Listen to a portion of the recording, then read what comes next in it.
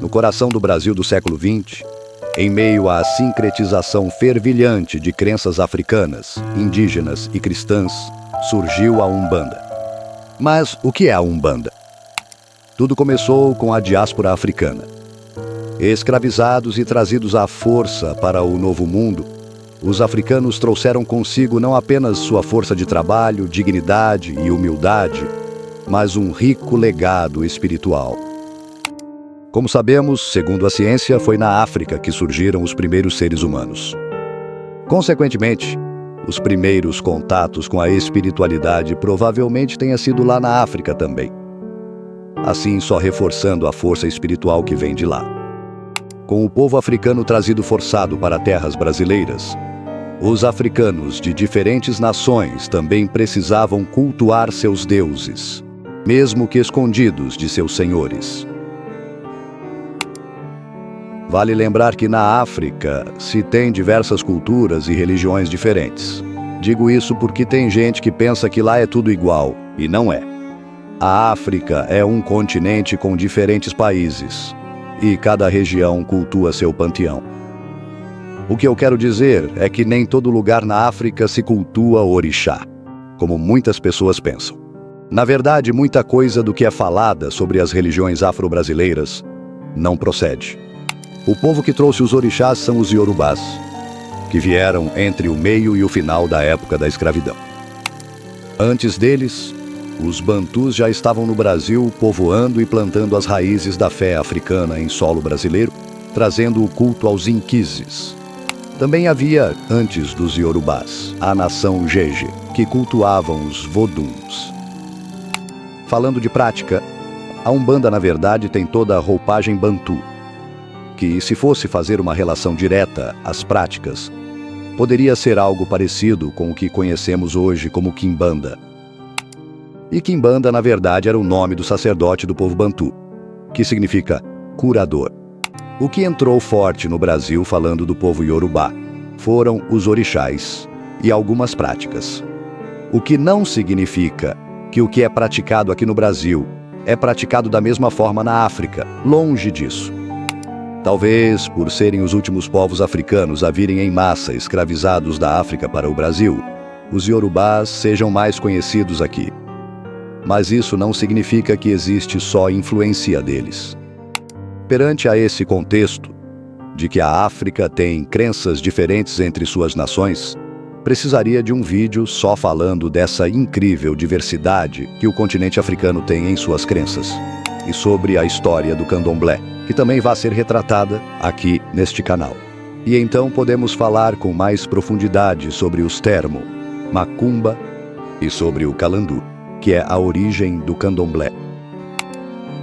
E para continuarmos a história da Umbanda, que no caso essa é a pré-Umbanda, se assim posso chamar, precisamos falar do povo que encontrou e conviveu com os negros escravizados aqui, que compartilhou e ainda compartilha sua rica ancestralidade, que sofreu junto na mão dos portugueses, na mão dos covardes que se achavam no direito de forçar alguém a fazer algo, um povo que já estava aqui quando os europeus chegaram, os verdadeiros donos dessa terra, os indígenas.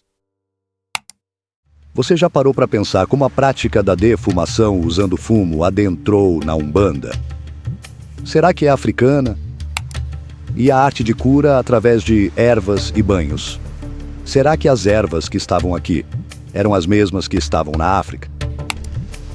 Bom, os indígenas, como assim devem ser chamados, já estavam aqui quando os descobridores chegavam com seus navios, armas de fogo e má intenções. Eles já estavam aqui muito antes da chegada dos colonizadores europeus, construindo suas culturas, sociedades e sistemas de crenças. Os indígenas, ao longo dos séculos, desenvolveram formas de vida adaptadas às diferentes regiões do continente, como a Amazônia, o Cerrado, a Mata Atlântica e o Pampa. Antes da chegada dos europeus, os indígenas viviam em sociedades complexas, com estruturas sociais organizadas e formas específicas de organização política. Eles tinham sistemas de agricultura, pesca, caça e coleta que garantiam sua subsistência.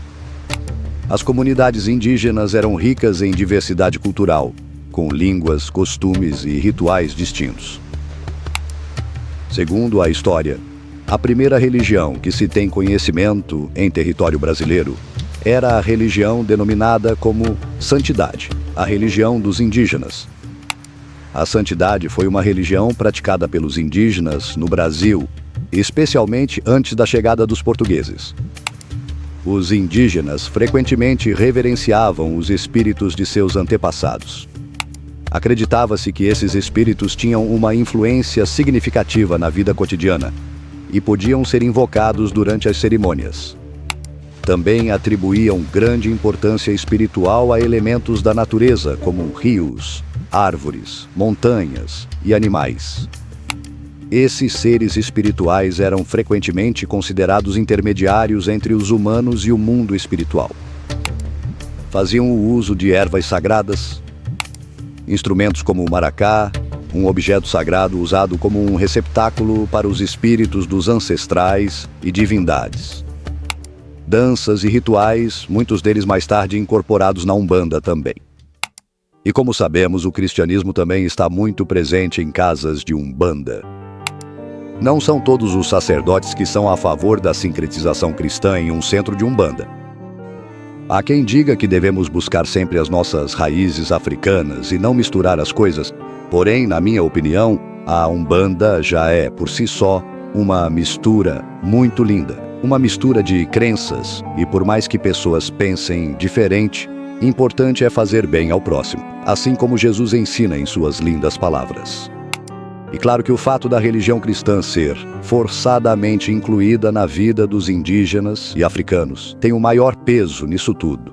A maior mágica que todos os médiuns de boa fé fazem é muito lindo. Eles juntam somente as coisas boas das religiões e usam isso para fazer caridade. Isso é lindo demais. E agora entramos no período mais polêmico dessa história. A entrada do espiritismo no Brasil, especialmente no final do século XIX e início do século XX, desempenhou um papel significativo na formação da Umbanda. Zélio Fernandino de Moraes, segundo fontes oficiais, o fundador da Umbanda, nasceu em 10 de abril de 1891, em São Gonçalo, Rio de Janeiro. Ele cresceu em uma época em que o espiritismo ganhava popularidade no país. Zélio foi acometido por uma inexplicável paralisia, sem explicação plausível para a medicina. Certo dia, ergueu-se da cama dizendo: "Amanhã estarei curado." De fato, foi o que ocorreu no dia seguinte. Levantou-se normalmente e começou a andar, como se nada lhe houvesse acontecido. Um amigo da família, sabendo do ocorrido, sugeriu uma visita à Federação Espírita do Estado do Rio de Janeiro, na época sediada em Niterói e presidida pelo Sr. José de Souza. E assim foi feito. No dia 15 de novembro, o jovem Zélio foi convidado a participar da sessão. O dirigente dos trabalhos espirituais determinou que ocupasse um lugar à mesa. Tomado por uma força estranha e superior à sua vontade, contrariando as normas que impediam o afastamento de qualquer dos componentes da mesa, o jovem levantou-se dizendo: "Aqui está faltando uma flor", e saiu da sala indo ao jardim, voltando logo depois com uma flor, uma rosa branca, que depositou no centro da mesa. Essa atitude quase causou um tumulto generalizado. Restabelecidos os trabalhos, manifestaram-se espíritos que se diziam de pretos escravizados e de indígenas, que em seguida foram convidados a se retirarem pelos médiuns da casa, dizendo que aqueles espíritos não deviam estar lá por serem espíritos atrasados apenas pela diferença de cor e da classe social que revelavam. Novamente, uma força estranha dominou o jovem Zélio e perguntou o motivo que levava os dirigentes dos trabalhos a não aceitarem a comunicação desses espíritos. Um médium da casa, que possuía também a vidência como mediunidade, via em Zélio vestes brancas de um jesuíta e o questionou o porquê ele estava defendendo a permanência daqueles espíritos, sendo que aparentemente ali estava incorporado um espírito de um jesuíta, supondo que ele não devia defender espíritos negros e indígenas. Então o espírito que utilizava o jovem Zélio como canal passou a responder: O que você vê são restos de uma vida passada. Se julgam atrasados os espíritos dos pretos e dos índios.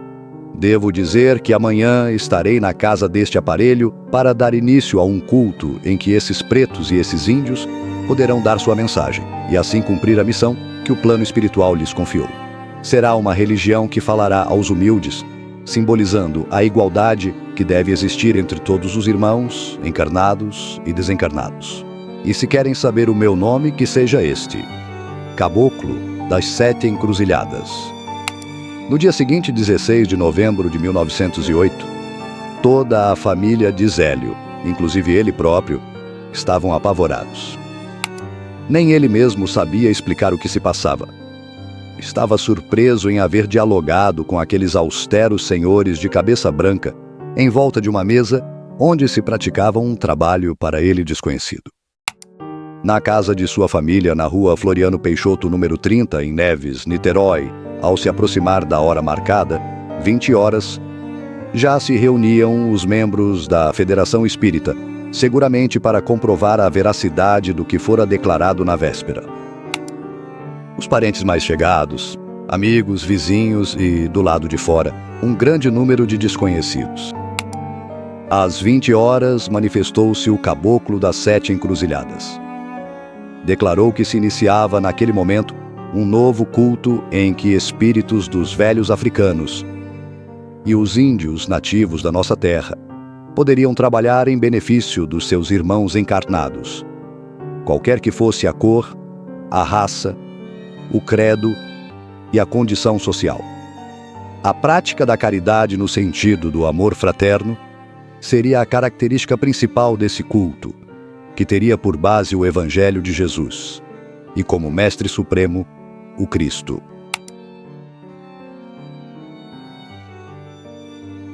Bom, acredito que seja o período mais polêmico e controverso da história da Umbanda.